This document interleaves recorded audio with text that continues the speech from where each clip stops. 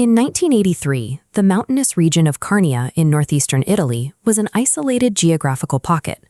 The town of Tolmezzo served as the localized hub. Operating out of Via Ermacora 6 in Tolmezzo was Radio Stereo Carnia, a 24-hour professional broadcast station equipped with 3 studios and mountain repeaters. The executive team driving this operation consisted of 4 people: founder Cesare Gobbo, journalist Luciano Romano, cultural coordinator Jole de Crignis, and lead voice Anna Maria Capello. Gobbo carried significant journalistic weight, having personally interviewed high-level figures like Italian President Sandro Pertini. That infrastructure was tested when a local veteran of the World War II Russian campaign, Savino Quaglia, walked unprompted into the studio. He carried a disorganized stack of personal memories, handwritten in pencil and pen. Raw notes sitting in a drawer have zero utility to the public. To transform those loose pages into accessible media, the station needed a highly specific production pipeline. Cesare Gobbo made an executive decision to allocate the radio station's resources to publish a physical book, assigning journalist Luciano Romano to execute the project. Romano bypassed simple transcription. He spent months conducting and recording supplementary audio interviews with Quaglia to flesh out the narrative details. This diagram illustrates the resulting editorial pipeline. The team aggregated hours of magnetic tape alongside handwritten scribbles into a single processing node. Romano processed this raw data into a structured format, resulting in a finalized 105-page manuscript.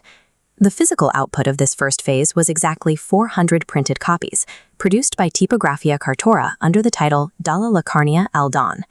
Through rigorous editorial work, Phase 1 successfully converted an isolated personal memory into a standardized, reproducible historical text. Gobbo decided to push the station's capabilities further by adapting the newly printed text into a live radio drama. Operating a local radio station in the 1980s meant working entirely without computers. There was no digital editing software and no multi-track post-production available for this broadcast. The live studio setup required Romano's son to sit inside the recording booth, reading and interpreting Quaglia's text live on the air. Gobbo executed the audio mix manually. He synchronized the live reading with sound effect records, dropping the stylus onto the vinyl exactly on cue. He injected specific audio elements in real time: gunfire, explosions, and the distinct howl of Katyusha rocket launchers. The Katyusha was a Soviet multiple rocket launcher from World War II, known for its devastating saturation fire. This phase required extreme technical precision.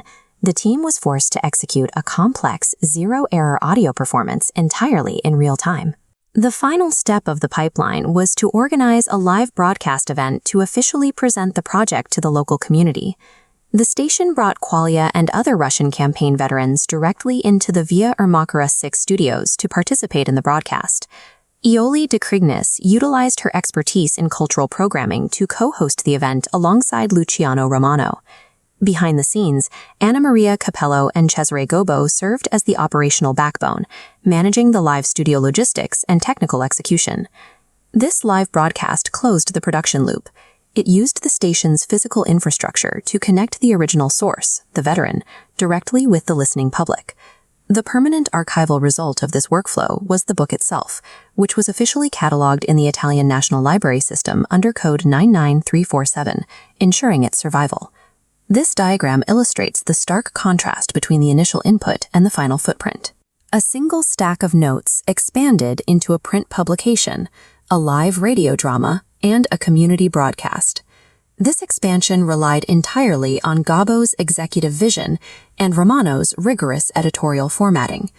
Likewise, the live community impact required de Crignis's cultural coordination and Capello's meticulous studio execution.